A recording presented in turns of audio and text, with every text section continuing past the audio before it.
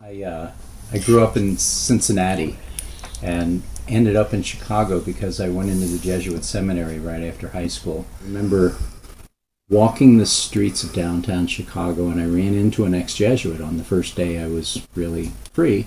And he said, "Would you like to come to the Model Cities Community Development Program?" I said, "Sure." That threw me right into the middle of urban planning. And I moved to Edgewater in 1978. I bought the two-flat that I currently live in. I guess I was an idealist. I had lived with a vow of poverty for 10 years, so I really felt my values were more important about what I contribute, and was used to that. People saw me as someone who cared about the community, which I did. There was a movement afoot to kind of get some new youth into the older Edgewater Community Council. It's a regular and consistent organization, but it didn't seem to be dealing with the issues of a declining urban neighborhood that was struggling for its own survival. And a group of people organized a campaign to run a new slate of candidates for the Edgewater Community Council in the 1983 term.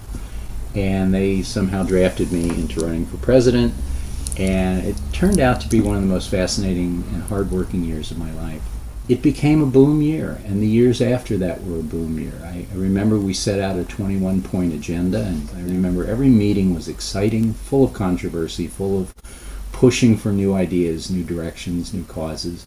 And I remember just keeping all these other organizations, with the mother hen, the Edgewater Community Council, keeping them going for a vibrant civic organization. I always felt that it was important that the Edgewater Community Council be an independent voice, as independent as it could be, and not be an endorser of political reality, but that it be a proposer to political reality of what the visions of this community ought to be. Sure.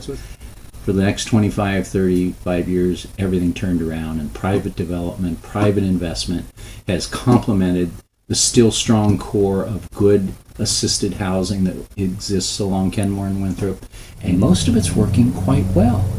And I think that's a testimony to the power of intelligent planning that takes into effect the whole range of the social spectrum. I'm still active. I decided that it's such a citywide issue. That's why I've been on the board of directors of the Friends of the Parks, because I was looking for a citywide perspective on dealing with parks. I'm an idealist at the core. Something about parks. To me, a park is the essence of democracy. When everybody who's rich, middle income, and poor can picnic side by side in a park, looking out on the infinite expanses of the lake and the trees and nature, that is equality at its best and most basic form. It's an image of what we need to become. And it just moves me. Yes, obviously being in the Jesuits influenced me. I was a 60s hippie who was idealistic as could be.